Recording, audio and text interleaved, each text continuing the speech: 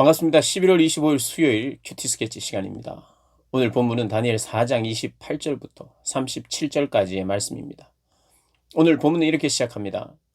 이 모든 일이 다 나 느부갓네살 왕에게 임하였느니라. 12달이 지난 후에 내가 바벨론 왕궁 지붕에서 거닐세. 나 왕이 말하여 이르되 이 큰 바벨론은 내가 능력과 권세로 건설하여 나의 도성으로 삼고 이곳으로 내 위엄의 영광을 나타낸 것이 아니냐 하였더니 이 말이 아직도 나 왕의 입에 있을 때에 하늘에서 소리가 내려 이르되 느부갓네살 왕아 내게 말하노니 나라의 왕위가 내게서 떠났느니라. 예, 오늘 본문은 다니엘이 그 느부갓네살 왕의 꿈을 해석해 준 대로 결국엔 느부갓네살 왕이 왕위를 잃어버리는 그런 일이 생겼다는 것을 말하고 있는 본문입니다. 다니엘이 꿈 해석을 해주면서 왕이시여 왕은 공의를 행하고 가난한 자들을 긍휼히 여겨야 합니다. 당신은 회개를 해야 합니다. 그리고 당신의 삶은 공의를 행하고 또 가난한 자들을 긍휼히 여기는 그런 삶을 살아야 합니다. 라고 지적을 해줬어요. 당신은 잠깐 왕위를 잃어버리게 됩니다. 라고 지적을 해줬어요. 그러면 그것이 운명적으로 하나님의 예언은 운명적으로 그대로 말한 대로만 되는 게 아니에요. 결국 하나님이 말씀하신 대로 되는 것이 맞습니다. 그러나 말하는 시점에서 우리가 기억해야 되는 것은 어쩔 수 없이 그 일을 당하게 되었으니 그냥 그대로 살아라. 있는 대로 살아라. 네가 살던 대로 살아라. 이런 뜻이 아니거든요. 언제가 되었든지 너는 이제 곧 망하게 될 거야 라고 말해준다는 것은 지금 고쳐라는 거죠. 지금이라도 돌이켜라. 지금부터 돌이켜라 입니다. 지금부터 공의를 행하고 지금부터 긍휼히 여긴다면 하나님이 어떻게 돌이킬 수도 있고 하나님이 또 그것을 허락할 때는 그 징계의 기간을 또 줄일 수도 있고 그 징계를 얼마나 받느냐 이것보다 더 중요한 것은 마음의 깨달음을 통해서 하나님을 인정하는 그 회개가 중요한 것이죠. 그런데 느부갓네살이 오늘 본문을 보니까 다니엘의 그런 권면을 듣고 1년 동안 변화가 없었어요. 오늘 본문은 29절 12달이 지난 후에 왕위를 잃어버리는 일은 12달이 지난 후, 즉 1년이 지난 후에 생긴 일입니다. 1년이라는 기간이 있었어요. 이 1년 동안 느부갓네살 왕은 전혀 변하지 않았어요. 여러분 그래서 기억해야 됩니다. 사람은요 하나님의 뜻을 들었다고 해서 알았다고 해서 변하는 게 아니에요. 한 번에 이 느부갓네살이 얼마나 하나님 그렇구나 2장에도 과연 하나님이시다 그 하나님의 능력을 경험했음에도 불구하고 그렇게 두려워했고 번민했고 그래서 하나님의 은혜를 경험했음에도 불구하고 사람이 변하지를 않아요. 그래서 우리 기억해야 됩니다. 은혜를 많이 받았다고 해서 그냥 순간적으로 그냥 자동적으로 변하지도 않고 그리고 내가 하나님에 대한 두려움을 막 깨닫고 막 번민을 한다고 해서 고민을 많이 한다고 해서 변하는 것도 아니라는 것을 오늘 본문을 통해서 우리가 기억해야 됩니다. 내 삶도 그렇잖아요. 내가 하나님의 은혜를 많이 누리면 은혜를 누린 대로 그렇게 감사하면서 살아야 되는데 언제 그랬냐는 듯이 다시 범죄하고 교만해지는 우리 자신을 보면 그렇구나. 성경에 나오는 인물들도 그래. 그리고 내가 하나님을 많이 두려워하고 하나님에게 제발 부탁드립니다 하면서 막 빌고 막 이래도 변하지를 않는. 그래서 어떻게 말로 표현하느냐. 그러니까 우리는 하나님의 은혜 아니면 은혜를 받았음에도 불구하고 변하지 않는데 또 다르게 표현할 길이 없어요. 은혜를 받는 수밖에. 하나님의 은혜가 아니고는 우리가 변하지 않아요. 하나님이 변할 수 있는 마음을 주시지 않으면 우리는 또 변하지 않아요. 이것은 핑계 대라는 뜻이 아닙니다. 우리는 그렇구나. 내가 은혜를 받아도 자동적으로 내가 그냥 변하는 게 아니라 받은 은혜를 유지하고자 몸부림치며 내가 결단하면서 나가야 되고 은혜를 받았다고 해서 저절로 내 몸이 막 성실하게 부지런하게 거룩하게 사는 게 아니에요.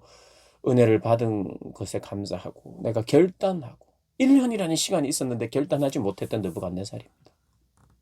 그래서 그게 확연히 드러나고 있잖아요. 30절에 나 왕이 말하여 이르되 이렇게입니다. 내가 이 한 문장에 얼마나 내가 많은지 몰라요. 나 왕이 말하고 내 능력으로 나의 도성을 삼고 내 위엄으로 나 왕은 내 자기로 충만해요. 교만합니다 여전히. 자기가 했다고 생각해요. 교만은 뭐냐 하면 하나님이 하신 것을 내가 했다고 하는 게 교만입니다, 여러분. 나 잘났어 이 말만 하는 게 아니라 겸손하게 차분하게 제가 했습니다. 이렇게 해도 교만한 거예요. 교만은 그런 겁니다. 겸손은 하나님이 하셨음을 인정하는 거예요. 사람들 앞에서 교만한 것도 교만이지만 교만의 기본은, 교만의 정의는 하나님의 것을 내 것이라고 착각하는, 그게 교만입니다. 겸손은 하나님의 것을 하나님의 것이라고 말하고 인정하는 게, 그것이 겸손이에요. 그래서 어떨 때는요, 하나님의 말씀과 대치되면 사람들을 무시해야 돼요. 그것을 교만이라고 말할 수 없어요. 사람들은 교만하다. 지가 뭔데, 지가 그렇게 잘났냐, 왜 지가 지 말대로 해야 되냐. 아니요. 하나님의 말씀대로 하다 보면 때로는 고집 피울 것 같을 때도 있는 거예요. 그때는 그 사람을 교만하다고 말하죠. 물론 태도는 교만하면 안 되죠. 교만과 겸손에 대한 정의도 우리가 잘 생각해야 됩니다. 교만과 겸손에 대한 정의도 다시 한번 생각해야 되고, 또 하나는 내가 은혜 받았다고 해서 자동적으로 변하거나, 내가 하나님을 많이, 또 하나님에 대한 두려움을 내가 경험했다고 해서 그냥 저절로 변하는 게 아니라, 은혜 받고 겸손하게 하나님을 붙들고 몸부림치면서 날마다 결단하면서 나가는 그런 삶이 아니고는 변하지가 않아요. 느부갓네살이 변하지 않았어요. 그래서 결국 하나님의 말씀대로 그 왕권을 잃어버립니다. 학자들은 그가 정신병이 들은 건 아닌가. 7년 동안.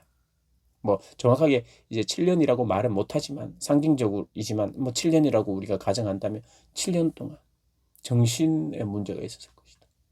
아니면 7년 동안 왕위에서 어쨌든 하여튼 내려오게 되는 주위의 어떤 상황 때문에, 정확하게 역사는 기록하지 않아요. 성경에도 기록하지 않고요. 다 모르지만, 정확하게 나눌 수는 없지만 그 정도로 우리가 추측할 수 있죠.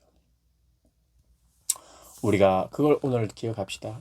교만과 겸손, 그리고 하나님의 때, 하나님이 주신 그 심판의 메시지를 할지라도 그것이 나에게는 기회라는 것을 생각하면서 겸손히 하나님 인정하면서 회개하면서 나가야 돼요. 그러니까 회개했어야 돼요. 회개. 그 회개가 어떻게 드러나냐 하면 공의로운 삶으로, 그죠? 회개는 그렇게 드러나게 돼 있어요. 그리고 내가 누군가를 긍휼히 여기는 마음으로 나타나야 돼요. 그래서 회개는요, 여러분, 표가 많이 납니다. 표가. 회개한 사람은요, 표가 굉장히 나요. 그래서 복음을 경험할 때 내 개인적으로 내 삶 안에서 일어나는 역사는요, 표가 잘 안 날 수가 있어요. 복음을 듣고 예수를 영접할 때 그렇게 요란하지 않고, 사람들이 막 예수 믿는 날, 그날, 우와, 저 사람이 예수 믿었구나 하고 막 깜짝 놀라거나, 그때 큰 일이 벌어지는 게 아니에요. 내 안에서 그냥 조용히 일어나, 아무도 모를 수도 있습니다. 내가 예수님을 믿고 인정할 때는 아무도 모를 수가 있어요. 그러나 예수를 믿은 뒤에는 이게 반드시 표가 나게 돼 있어요. 왜냐하면 사람이 변하거든요. 어떻게 해요? 사람이 정직해지고 공의로워져요. 그러니까 사람들이, 야, 너 원래 안 그랬잖아. 너 거짓말쟁이였잖아. 너 이기적이었잖아. 그런데 왜 착한 척해? 이렇게 말한다고요. 너 욕 잘했잖아. 왜 이제 욕 안 하는 척해? 너 음란했잖아. 왜 안 음란한 척해? 이렇게 말하게 돼 있어요. 변하고 확연하니까. 회개는, 예수님을 믿은 사람은 표가 나게 돼 있어요. 그게 공적으로도 드러난다고요. 일부러 막 표시내라는 뜻이 아니라 그냥 그렇게 살게 되어 있으니까, 그렇게 살아야 되니까. 회개의 결과가 뭐냐면 공의롭고 정의로운 삶, 성실한 삶, 신실한 삶, 부지런해져요. 그게 갑자기 일어나지 않더라도 어떤 싹이 튼다고요. 싹이. 복음의 씨앗이 뿌려져서 생명력이 발휘하면 서서히 변하지만 그래도 표가 나요. 표가. 사람들을 사랑하고 긍휼히 여기는 마음이 나는 원래 다른 사람들을 안 좋아해. 막 죄송합니다. 욕 나올 뻔했어요. 안 좋아하기는, 좋아해야 돼요, 사람을. 그럼 말도 안 되는 소리를 하는 사람이 어디 있습니까? 예수를 믿었는데 나는 원래 사람을 안 좋아해서 사람하고 뭐 하는 거 싫어. 말도 안 되는 소리입니다. 사람을 사랑하는 표가 나게 돼 있어요. 예전에는 안 그랬는데 친근해지기 시작하고 베풀기 시작하는 사람이 돼야 된다고요. 나는 예수를 믿어도 조용히 믿어. 조용히 믿기는 뭘 조용히 믿어요. 물론 조용히 믿어야 되지만 사랑하면서 살아야 된다고요. 도와주면서 긍휼히 여기면서 그게 복음이 들어온 사람인데 무슨 말도 안 되는 소리로 나는 조용히 살고 싶고 나는 사람들을 뭐 상관 안 하고 싶고 그럼 복음과는 전혀 복음이 말하고 있는 거하고는 전혀 다른 복음을 쥐고 어찌 예수 믿는다고 하겠습니까? 예수 믿는 사람은 점점 다른 사람들을 좋아하게 돼. 다른 사람을 신뢰하라는 뜻이 아니고요. 사람들의 손에서 이리저리 노름당하라는 뜻이 아니라 사람들을 사랑하고 섬기고자 하는 마음이 생긴다고요. 그래서 표가 난다고요. 복음을 믿고 시작할 때는 표가 안 나도 복음을 믿고 예수를 영접한 이후에는 반드시 예수의 냄새가 나게 되어 있으니 표가 납니다. 표가 납니다. 표가 안 나면 돌아보십시오. 돌아보십시오.